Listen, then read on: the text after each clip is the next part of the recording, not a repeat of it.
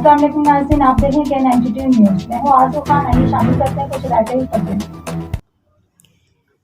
Police head quarter مٹھی میں ضلع تھرپارکر کی 126 کانسٹیبل سے A1 کا امتحانی ٹیسٹ لیا گیا۔ SSP تھرپارکر جناب علی مردان کھوسو صاحب نے امتحانی سینٹر کا وزٹ کیا۔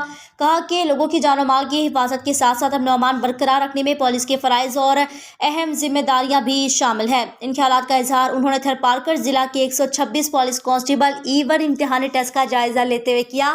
اس موقع پر SP صاحب نے تفصیلات بتاتے ہوئے کہا، پولیس کانسٹیبل سے ترقی پانے کے لیے امتحان میں حصہ لینے والے اہلکاروں نے پہلے A1 امتحان پاس کرنے کے بعد وہ B1 کا امتحان دیں گے۔ B1 امتحان پاس کرنے کے بعد اسکول کورس کا امتحان پاس کرنے کے بعد ترقی پا سکیں گے۔